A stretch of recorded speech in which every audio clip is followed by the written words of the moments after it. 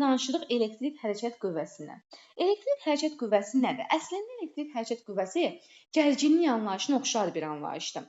Sadəcə burada belə bir nüans var ki, elektrik hərəkət qüvvəsində bir gərginlikdən söhbət gedir. Amma bu gərginlik dövrdəki gərginlik deyil. Gəlin belə düşünək. Məsələn, biz demişik ki, bizim bir dənə elektronumuz var. Daha doğrusu bizim bir dənə metal lövhəmiz var, düşünək ki. Və bunun içərisində təbii ki, müəyyən qədər bir elektronlar var, düzdürmü? Biz demişdik ki, bu elektronlar istiqamətlənmiş hərəkət alır və fərz edək ki, bu şəkildə müsbət sol tərəfdə olsun və bu elektronlar sol tərəfə doğru hərəkət edirlər. Düzdürmü? Yəni burada olsun bizim müsbət qütbümüz, fərz edək ki, burada da olsun bizim mənfi qütbümüz. Yəni burada çox potensialdır, burada az potensialdır, düzdürmü? Və burada elektronlar hərəkət edirlər və bu istiqamətdə cəryan yaranır. Bunu artıq biz bilirik. İndi burada belə bir nüans var. Bunu əslində düşünməmişik, amma indi düşünə bilərik. Yaxşı, burada elektronlarım var və bu elektronlar müsbətə getdilər. Hamısı çıxdı getdi müsbətə. Burada neçə elektron var? 5 dənə. Təbii ki, bunların rəqəmlər zət hamısı şərtidir. Başa düşək deyə deyirəm. 5 dənə elektron gəldi, yığışdı, tutalım ki, bura. Müsbət olan yerə də, yəni. Gəldi, yığışdı hamısı bura. 4-5 dənə. Düzdürmü? Nə baş verdi ki? Cəryan qurtardı. Burada elektronlar var idi. Elektronlar mənfilər gəldi, hamısı yığışdı müsbətə. Buranın potensialı ilə buranın potensialı bərabərləşdi də, tarazlaşdılar. Və buna görə də potensiallar fərqi olmadığına görə də cəryan dayandı. Nə oldu? Bəs burada cəryan axmadı axı. Onda belə çıxır ki, biz nə bilim, hər hansı bir işığı qoşan kimi elə işıqlar yanacaq nə qədər? Bax, elektron gedib müsbətə çatana kimi. Çatandan sonra işıqlar sönəcək. Belə çıxır da, düzdür? Yəni burada cəryan bitdi artıq. Elektron bu cəryanı yaradan elektronların hərəkətidir. Elektronlar da hamısı getdi müsbətə və sonda qurtardı da, elektronun hərəkəti yoxdur. Deməli, cəryan yaranmayacaq. Bəs burada nə baş verir ki, bu davamlı olaraq təkrarlanır? Deməli, onda belə düşünürük. Gəlin bir dənə baxaq. Bu bizim cəryan mənbəyimizdir. Cəryan mənbəyimizi düşünək belə. İki qütbü var da, düzdür, mənfi və müsbət şəklində iki qütbü var, bilirəm ki. İndi mən düşünürəm ki, cəryan mənbəyində təbii ki, elektronlar başlayır mənfidən müsbətə doğru istiqamət almağa, düzdür? Burada bir elektron düşünək. Bir elektron gəlir. Neynirlər? Müsbət tərəfə doğru hamısı istiqamət aldılar. Niyə müsbətə gəlirlər? Çünki mənfi yüklü zərrəcik müsbətə doğru cəzb olunlar da təbii ki, düzdürmü? Müsbətə tərəf gəldilər. Gəldi, hamısı yığışdı bura. Gəldi, hamısı yığışdı bura. Bəs burada nə baş verir? Deməli, burada 7-dən də biz də gəl 7-dən seçək. Bəs burada nə baş verir? Burada cərəyan mənbəyinin içində, bu olsun müsbət, bu olsun mənfi. Cərəyan mənbəyinin içində başqa bir qüvvə var, başqa bir sahə var, belə deyək, və o sahənin hesabına bu mənfi elektronlar, müsbətə yığışmış mənfi elektronlar təzədən mənfiyə məcburi aparılır. Amma bu kənar qüvvələrin hesabına baş verir. Ay müəllimə, niyə kənar qüvvələrin hesabına? Çünki məntiq cəhətdən mənfiyə gedə bilməz axı.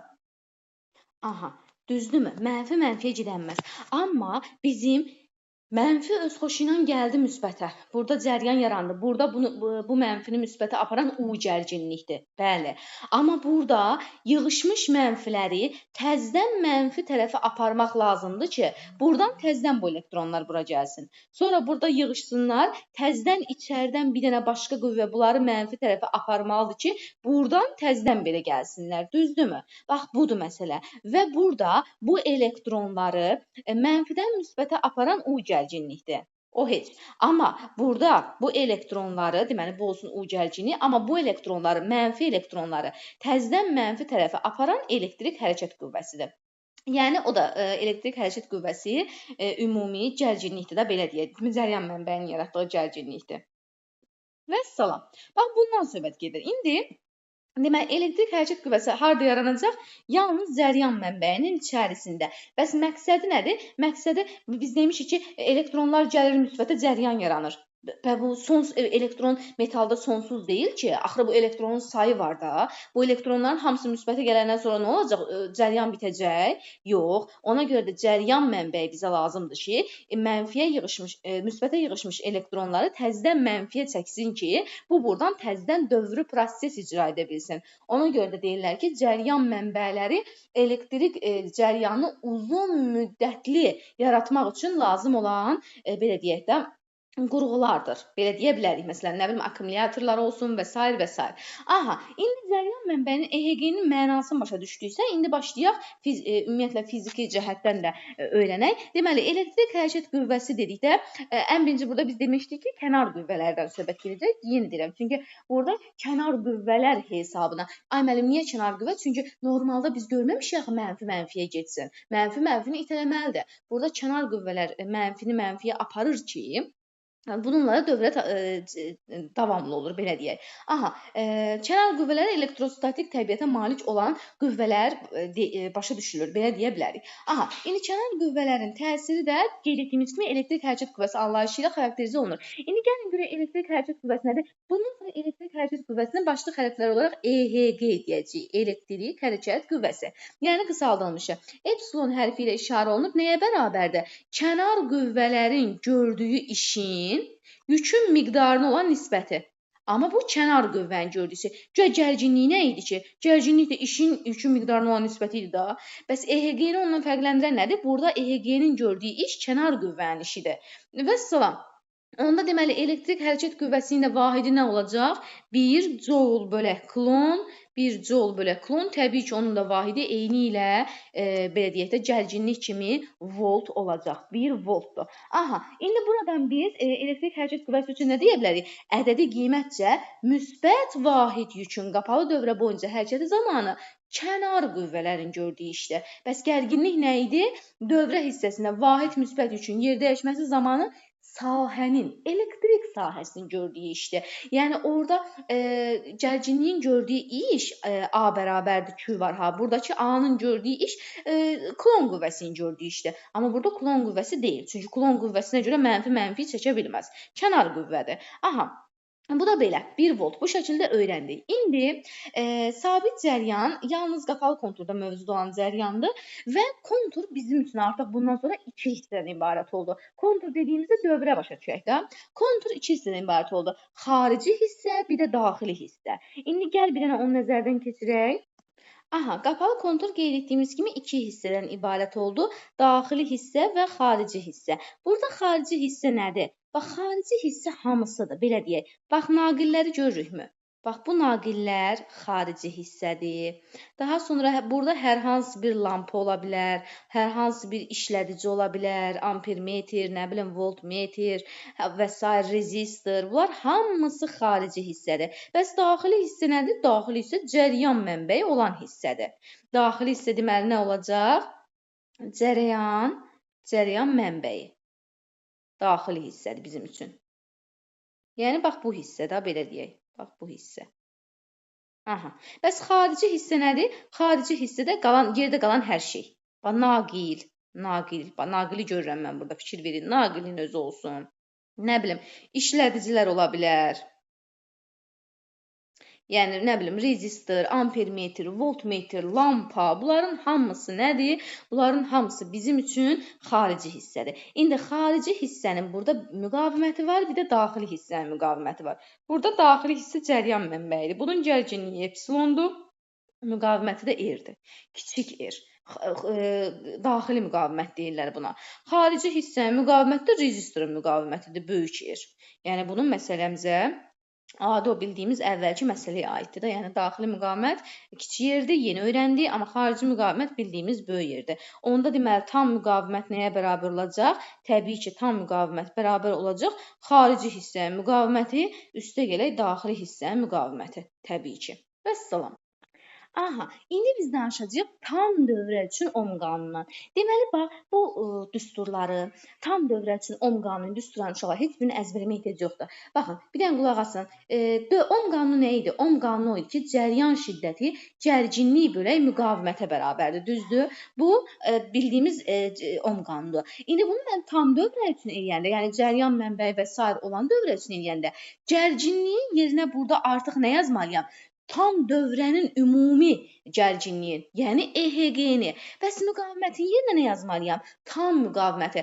Tam dövrədə müqavimət təkcə balaca böyük yer deyil axı. Burada daxili hissənin müqavimətin də üstünə gəlməliyəm. Kiçik yerdə gəlməlidir. Və onun da əvəzində EHG yazmalıyam. Çünki tam dövrə üçün gərginliyin qiyməti EHG-dir. Və salam. Yəni burada sadəcə bu şəkildə deyək ifadəmizdə biraz dəyişiklik olur. Onda deməli cəryan şiddəti nəyə bərabər olacaq? Yenə gərginlik bölək müqavimətdir. Sadəcə burada tam dövrə üçün gərginliyimiz EHG olduğuna görə gərginliyin yerində EHG yazıram.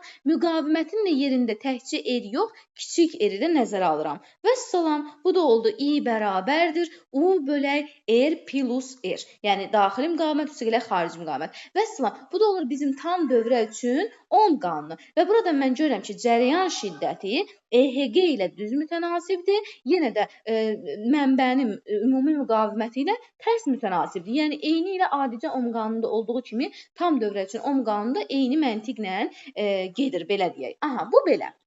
İndi buradan biz nəyi tapa bilərik? Elektrik hərəkət qüvvəsini tapa bilərəm. Çarpaz vursam, EHG bərabərdir I, R plus R alınır. Düzdür? Gəlin indi bunu açaq. I, R plus I, R alınır da, düzdür? İndi gəlin burada bir dənə buna baxın. I vuraq böyük R bizə U-nu vermirmi? Gərginliyin ifadəsidir axı I vuraq böyük R. Onda deməli EHG nəyə bərabərdir? U üstə gələk I, R. Yəni EHG burada həqiqətən də buradan da görmək olur ki, dövrədəki ümumi gərginlik, yəni EHG xarici hissənin gərginliyi ilə daxili hissənin gərginliyin cəminə bərabərdir. Bu da bizim üçün olur elektrik hərəkət qüvvəsinin digər ifadəsi. Yəni bu ifadəni də mütləq şəkildə yadımızda saxlamalıyıq. Bu da belə. İndi gördüm ki, burada elektrik hərəkət qüvvəsi deməli nəyə bərabər oldu? Dövrənin xarici və daxili hissəsindəki gərginliklərin cəminə bərabər oldu. İndi burada bəzi anlayışlar var, onları nəzərdən keçirməliyik. Birinci qısa qapanma anlayışı var. Nədir qısa qapanma? Qısa qapanma nə vaxt yaranır ümumiyyətlə? Gəl belə danışaq da, real həyatımızda da bundan onsuz çox rastlaşmışıq. Qısa qapanma nədir? Mən bilirəm ki, dövrədə cərəyan olduqda o cərəyanın müəyyən bir şiddət olur. Düzdür? Cərəyanın axma şiddəti var da. İndi bəs rezistor nə üçündür? Müqavimət nə üçündür? Müqavimət onun üçündür ki, cərəyanı tənzimləsin. Yəni biri var elektronlar istədiyi kimi hərəkət edir. Bir də var ki, naqildə müəyyən qədər ionlarla toqquşma yarananda elektronların hərəkəti zəifləyir və beləcə cərəyan azalır da, cərəyan tənzimlənir. Amma birdən bu ionlar olmasaydı, müqavimət olmasaydı, elə elektronlar istədiyi kimi, istədiyi sürətlə hərəkət eləsəydi nə olardı? Cərəyan birdən-birə çox artardı. Düzdür? Bax, qısa qapanma o zaman yaranır. Yəni müqaviməti dövrə hissəsinin müqaviməti ilə müqayisədə çox kiçik olan naqildə yaranır bu. Yəni bu naqilində artıq dövrə hissəsinə birləşdirəndə müqaviməti çox azdır. Sən onu dövrə hissəsinin müqavimətinə, böyük müqavimətinə birləşdirirsən, orada artıq dövrə hissəsinin uzlarına birləşdirəndə orada qısa qapanma hadisəsi baş verir. Deməli, qısa qapanma nə vaxt olacaq?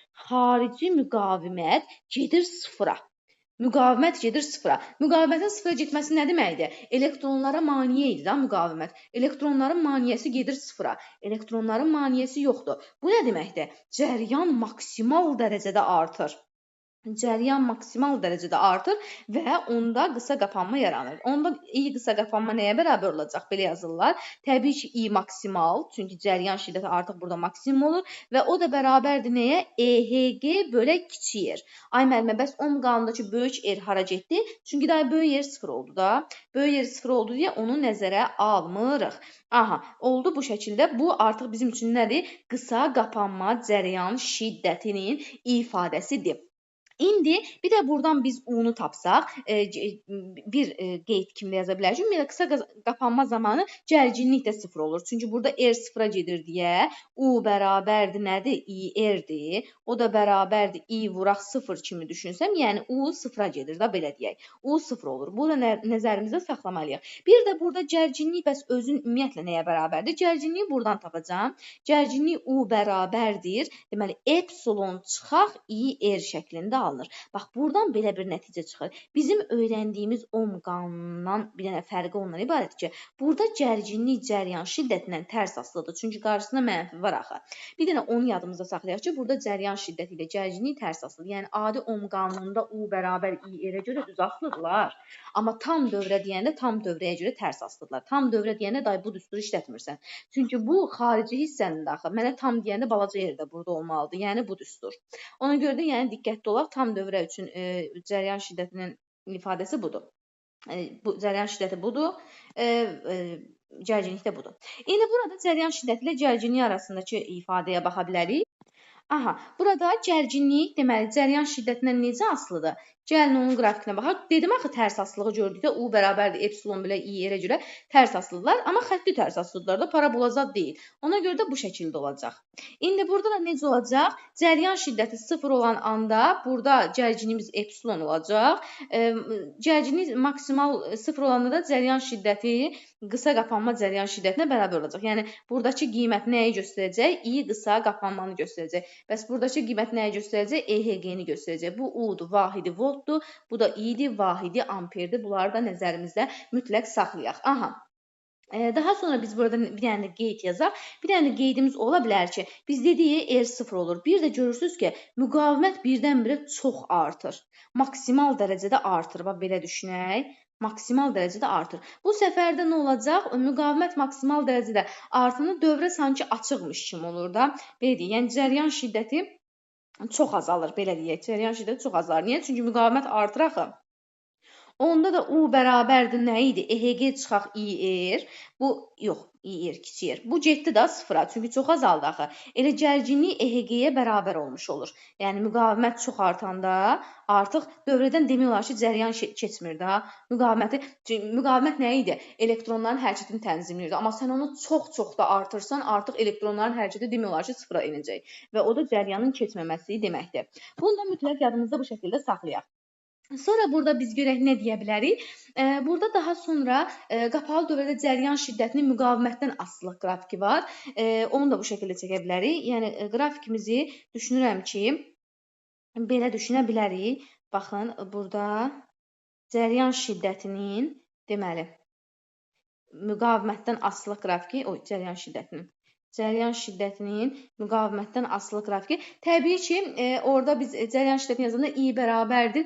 Epsilon belə R plus R olur da. Ona görə də orada qrafikimiz R olsaydı belə xətt olardı. Amma R plus R olduğuna görə bu şəkildə olacaq qrafikimiz və buradakı qiymət də cəryan şiddəti müqavimətin 0 halına uyğun gəlir. O da qısa qapanmadır da. Yəni buradakı qiymət I qısa qapanmanı göstərəcək. Yəni qrafikimiz də bu şəkildədir. Bunu da yadımızda saxlayaq. Bir də bunun gərginliyi üçün olanı var. İndi bu qrafiki biraz sol tərəfə çəkəcəm. Aha, digər bir qrafikimizdə gərginliyin müqavimətdən asılılıq qrafikidir. O da necə çəkəcəyik? Gərginliyin müqavimətdən asılı qrafiki. Burada gərginliyimiz bizim U bərabərdir IR-də axı. Düzdür. Burada I-nin yerində biz epsilon bölək R plus R vuraq R yazanda görürəm ki, U-ya görə R həm surətdədir, həm məxrəcdə. Ona görə də bax bu şəkildə bir qrafik olur. Həm surətdə, həm məxrəcdə olduğuna görə. Və təbii ki, bunun da gərginliyin maksimal qiyməti nəyə uyğun gələcək? Bu, buradan belə gedir bir müddətdən sonra. Gərginliyin maksimal qiyməti təbii ki, EHG-yə uyğun gələcək. Yəni, ondan o tərəfə gedə bilməz gərginlik. Bax, bu düstura görə, yəni burada həm surətdə, həm məxrəcdə olduğuna görə bu şəkildə bir qrafik alınır. Burada da yenə deyirəm, I bərabərdir. B deyək də, epsilon bölək R plus R-dir. Burada üstünə gələk olduğuna görə, plus olduğuna görə bu şəkildə bir qrafik almış oluruq. Bunu da yadımızda saxlayaq. Qrafiklərimizdə lazım ola bilər. Aha. Sonra biz keçən dərsimizdə bəzi, belə deyək də, dövrənin sxematik təsvirlərini keçmişdik. Orada elementlər batareyası var idi. Elementlər batareyasında bir dənə nüans var, onu nəzərdən keçirmək istəyirəm. Məsələn, biz demişdik ki, elementlər batareyası necə idi? Sanki bir çox cəryan mənbəyindən ibarət idi da, düzdür? Bir sıra cəryan mənbəyindən ibarətdir. Tutalım ki, mənim elementlər batareyam bu şəkildə verilib. Baxın, bu şəkildə verilib. Burada mən nə görürəm? Mən görürəm ki, necə gəlir bu? Bu şəkildə gəlir. Müsbət, mənfi, müsbət, mənfi, müsbət, mənfi. İndi burada bizdə burada 3 dənə cəryan mənbəyi varsa, bunun hərəsinin öz EHG-si var da.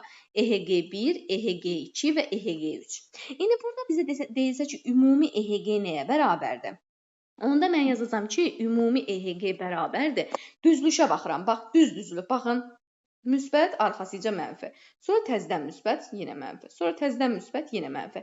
Yəni, burada düzlükdə bir problem yoxdur. Ona görə də burada EHG, ümumi EHG nəyə bərabər olacaq?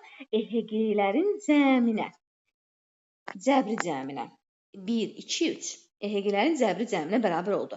İndi amma burada ikinci halda ola bilər. Məsələn, düşünək ki, cəryan mənbəyi bax belə qoşulub. Tutalım ki, burada mən qurmuşam müsbət, arxasıca mənfi, sonra gəlib mənfi, 2 dənə mənfi yan-yana, sonra müsbət.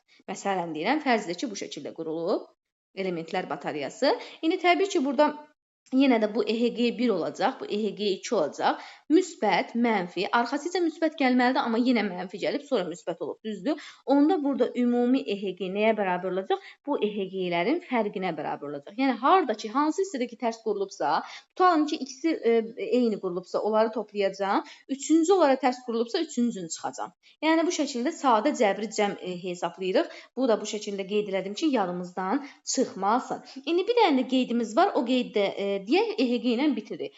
Tutalım ki, mənim dövrəm var bir dənə dövrə var. Tutalım ki, dövrə qapalıdır. Düzdürmü? Dövrəmiz qapalı düşünəcəm dövrəni bu şəkildə. Aha. Və burada da cəryan mənbəyimiz var təbii ki. Burada cəryan mənbəyi qoşaq. Aha. Burada cəryan mənbəyimiz var bu şəkildə. Belə. Aha. İndi burada fərz edək ki, bir dənə voltmetr qoşmuşam. Gəlin belə düşünək. Bir dənə voltmetr qoşulub bura. Voltmetrdə nə idi? Voltmetr əslində gərginliyi ölçən cihazıdır, düzdür? Voltmetr gərginliyi ölçür. Paralel qoşulmalıdır voltmetr. Paralel qoşmuşam voltmetrə. İndi burada mənə deyə bilər ki, bu voltmetr nəyi ölçür? Gəlin burada bir dənə rezistor qoşaq. Burada bir dənə fərz edək ki, cəryan mənbəyidə burada bir dənə rezistorum var. İndi mənə deyə bilər ki, burada voltmetr nəyi ölçür? İndi mən baxıram ki, bu voltmetr burada dövrəyə paralel qoşulub. Bəli, düz qoşulub. Burada voltmetr ölçəcək gərginliyi. Voltmetr gərginliyi ölçür. Bəs birdən dövrə açıq olsaydı, bax, belə bir əmma çıxır. Birdən həmən dövrə çəkirəm, fikir verin. Aha, fikir verin, həmən dövrəni çəkmişəm. Amma bu səfər də burada elə voltmetr də var. Amma dövrənin K açarı açıqdır. Yəni, buradan cəryan keçmir. Cəryan keçmirsə, o gərginliyim yoxdur. Amma bu voltmetr yenə ölçəcək. Bilirsiniz niyə? Gərginliyim yoxdur, o bildim. Amma cəryan mənbəyinin EHG-si həmişə var axı.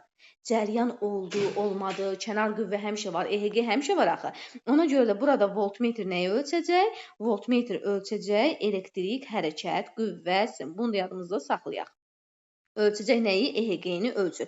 Deməli, dövrü açıq olan halda voltmetr EHG-ni ölçür, dövrə qapalı olduqda isə gərginliyi ölçür. İndi buradan da bir şeyi unutmayaq. Deməli, qeyd qoyaq ki, voltmetr nədir? Gərginliyi ölçür. Ümumiyyətlə, gərginliyi ölçür.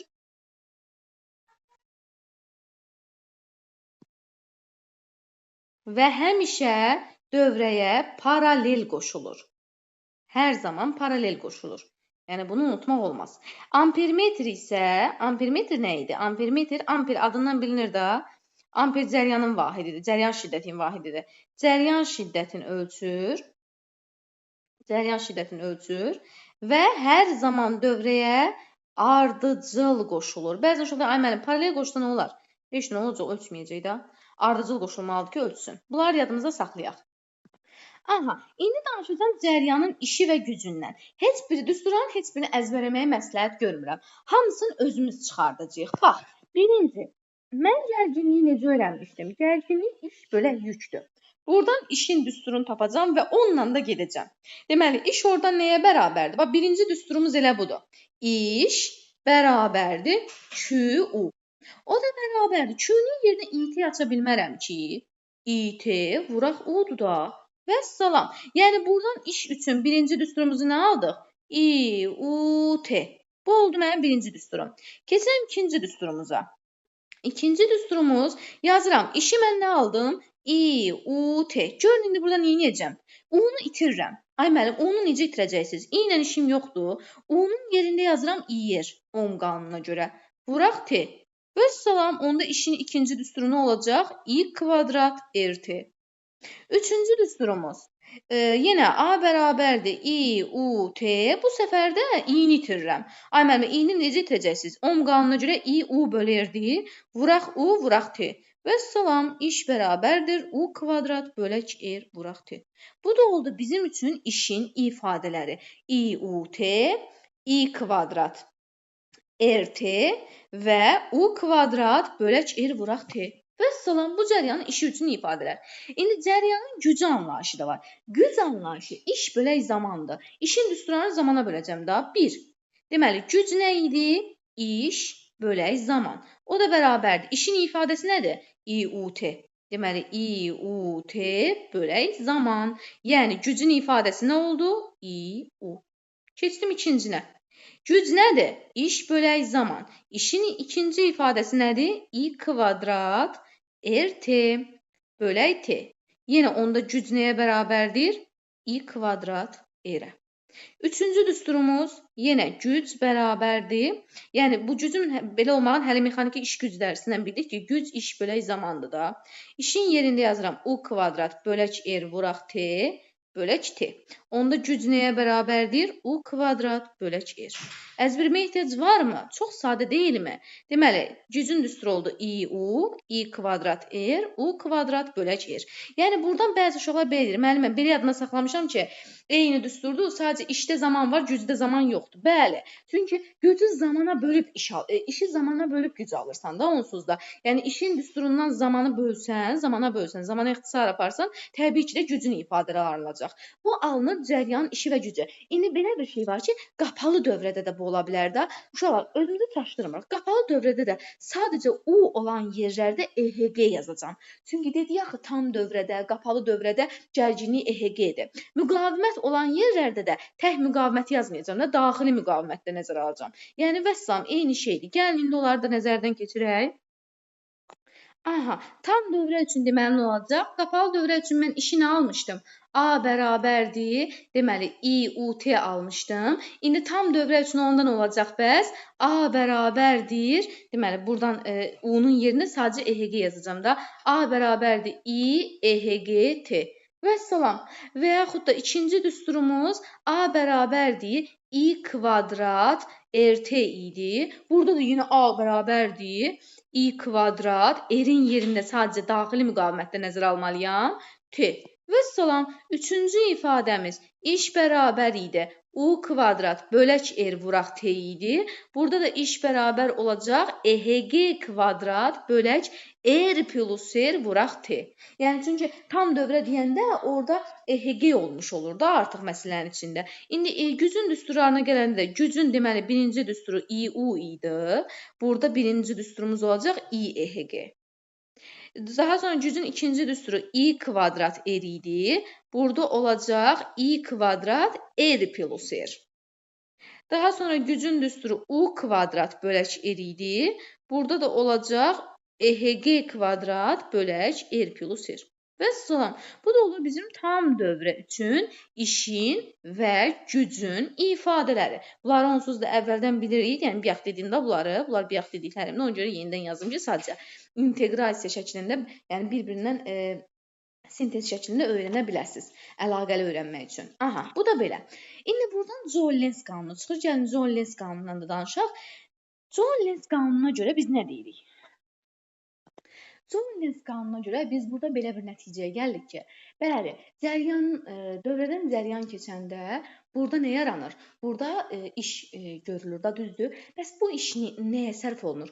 Bu iş istiliyə çevrilir uşaqlar. Çünki görürsüz, cəryan keçdikcə naqil qızır. Yəni burada görülən iş istiliyə verilir də. Onda deməli Zollens qanununa görə belə bir nəticə çıxır ki, cəryan keçən zaman görülən iş istilik miqdarına bərabərdir. Yəni işin nə qədər düsturun keçdiyi, onların hamısının istilik miqdarı üçün istifadə edə biləcəyik. Yəni deməli onda istilik miqdarı nəyə bərabərdir? İstilik miqdarı bərabərdir IUT. İstilik miqdarı bərabərdir I kvadrat RT və yaxud da istilik miqdarı bərabərdir U kvadrat bölək R vuraq T. Qapalı dövrə üçün istəsəm, deməli, yəni qeyd edək. Yenə də Q bərabərdir I EHGT, yəni eyni işin ifadələrdə Q bərabərdir I kvadrat R plus R vuraq T. Bir də üçüncüsü Q bərabərdir EHG kvadrat bölək R plus R vuraq T. Yəni burada bir mənalı bir dənə şey var ki, cəryan keçəndə elektronlar iş görür axı. Bu iş verilir istilik miqdarına. İndi Zollens qanununa görə nə deyilir? Zollens qanununa görə deyilir ki, fərz edək ki, ardıcıl birləşmə var. Gəlin indi bunu da qeyd şəklində yazaq. İndi deyir ki, ardıcıl birləşmədə məsələn deyirəm, istilik miqdarları müqayisə elə. Mən öz-özümdən nəyi bilməliyəm? Ardıcıl birləşmədə I bərabərdir konstantdır. Düzdür? Ona görə də sən istilik miqdarının, məsələn deyirəm, O kvadrat bölək R düsturunu işlədənmərsən. O kvadrat bölək R vuraq T düsturunu işlədənmərsən. Çünki ardıcıl birləşmədə, ümumiyyətlə bütün fizikada biz bilirik ki, həmişə düsturda sabit kəmiyyət olmalıdır. Yəni ardıcıl birləşmədə I sabitdir deyə I kvadrat RT düsturundan istifadə etməliyik. Vəssalam. Buradan da mən nə görürəm? Buradan da mən görürəm ki, istilik miqdarı dövrənin müqaviməti ilə düz mütənasibdir. Bu da olur Zollens qanunu. Düz mütənasibdir. Yəni onsuz bunu rahatlıqla biz düsturdan görə bilirik də Q1 bölək Q2 bərabərdir R1 bölək R2 olur da. Bunu görməyə nə var ki? Buna deyirik Zollens qanunu. Ya da məsələn təbii ki Zollens 2 hissədən ibarətdir. Zollens qanunu 2 hissədən ibarətdir. İkincidə mən tutalım ki, fərz edirəm ki, dövrə paralel birləşmədir. Düşünürəm ki, burada paralel birləşmə var. İndi paralel birləşmədə nə olacaq? O saat paralel birləşmə deyən kimi mənim ağlıma gəlir ki, burada U konstantdır da, bəli. U bərabərdir konstantdır. Onda da biz Q bərabər I kvadrat RT düsturunu işlədə bilmərik. Q bərabərdir U kvadrat bölək R vuraq T düsturunu işlətməliyik. Çünki düsturumuzda bizim həmişə sabit olmalıdır axı. Ona görə. İndi buradan da mən nə görürəm? Buradan da asanlıqla görürəm ki, paralel birləşmədə istilik miqdarı müqavimətdən artıq tərs asılı olmuş olur. Yəni paralel nə qədər birləşdirsəm mən naqilləri, onda istiliyi bir o qədər aşağı olacaq. R2 bölək R1. Yəni tərs asılıq olur. Vəssalam. Bu da bizim üçün olur Zollens qanunu. Bir dənə də dövrənin faydalı iş əmsalından danışaq. Faydalı iş əmsalı həmişə nə olacaqdır? Faydalı iş əmsalı görülən faydalı işin tam işi olan nisbətidir də. Burada da görülən faydalı gücün tam gücü olan nisbətidir. İndi burada faydalı güc təbii ki, gərginliyin gördüyü güc olacaq da. Gərginliyin gördüyü gücü də UI şəklində yaza bilərəm. Bəs tam güc nə olacaq? Tam güc EHG-nin gördüyü iş olacaq. EHG-i. Bəs buradan da I ilə ixtisar gedəndə U bölək EHG alınır. Təbii ki, vuraq 100%. Çünki faydalı iş əmsalı həmişə faizlərlə ifadə olunur. Onda eta bərabərdir U bölək EHG vuraq 100% bizim üçün olur nə? Faydalı iş əmsalının ifadəsi. İndi buradan bir dənə də mən düstur ala bilərəm. Necə bir düstur? Mən bilirəm ki, burada eta bərabərdir. Bax, belə yazaq da. Eta bərabərdir U bölək EHG. O da bərabərdir. U-nun yerində axı mən EHG çıxaq IR yaza bilərəm. Deməli, bölək EHG. Buradan da ayrı-ayrı məxrəc şəklində yazsam, EHG bölək EHG çıxaq IR bölək EHG. Orada alınır ki, 1 çıxaq IR bölək EHG. Vəssalam. Bu ifadə də onda eta bərabərdir 1 çıxaq IR bölək EHG. Vuraq 100% də bizim üçün nə olacaq? Faydalı iş əmsalının ikinci düsturu ola bilər. Yəni, bu düsturlar artıq təbii ki, çıxarılışdır. Amma yenə də bunları da bilməliyik. Sonra, məsələn, belə bir düstur çıxarda bilərəm. eta bərabərdir U böl EHG dedik. U-nun yerində mən yazaram I kvadrat, deməli U böl EHG ilə yox, tam düsturla gedək də, güc bölək tam güc dedik. Gücün yerinə yazıram I kvadrat R, tam gücün yerinə yazıram I kvadrat R plus R. Çünki tamda demişdik axı, tam dövrədə balaca müqavimətdə, daxili müqavimətdə nəzərə alınmalıdır. Buradan da i'lər ixtisarcılığında R bölək R plus R alınır. Yəni etanın da növbəti düsturu nə ola bilər? R bölək R plus R şəklində də görə bilərik. Yəni bu ifadələr bizim üçün faydalı iş əmsalının ifadələridir. Amma yenə hamısı buradan çıxır. Bir dənə bunu bilsək, özümüz də digərlərini çıxarda bilərik. İndi buradan da bəzi asılıqlar var. Onları da nəzərdən keçirək. Burada faydalı iş əmsalı, yəni eta, faydalı iş əmsalı eta, gərginlikdən asılılığına baxa bilərik. Mən görürəm ki, gərginlikdən düz asılıdır da. Düzdürmü? Tam-tamına gərginlikdən düz bir şəkildə asılıyam. Əgər mənim faydalı iş əmsalım 100% olsa, onda elə 1-ə bərabər olacam təbii ki. O da nə olacaq? O da elə maksimal qiymətimiz olacaqdır. Yəni EHG-ni almış olacağıq. Amma görürəm ki, cəryan şiddətindən qısa qapanma cəryan şiddətindən belə deyək, tərs asılı olmuş olur burada. Çünki fikir verirsək, çıxaq i var da qarşısında. Düz asılı kimi görünür, amma çıxaq var, mənfi var qarşısında. Ona görə də burada deməli tərs asılılıq quracağıq eta ilə cəryan şiddəti arasında. Belə quraq, eta ilə cəryan şiddəti arasında tərs asılılıq var. Yenə deyirəm, nəyə görə? Çünki orada qarşıda mənfi var. O da olur i qısa qapanmadır bura təbii ki. Aha, i qısa qapanma. Bir də müqavimətdən asılılığı var. Yenə də müqavimətdən asılılığını da görürəm ki, müqavimət həm surətdə var, həm məxrəcdə. Düsturun elə bil ki, belə deyək də, həm surətində, həm məxrəcində müqavimət var. Ona görə də burada deməli bu şəkildə etanın müqavimətdən asılılığı bax bu şəkildə belə bir qrafik alınmış olur. Bu da təbii ki, maksimal qiyməti gəlib 1-ə düşəcək. Bu da belə. Və salam, bu da faydalı iş əmsalının ifadələri.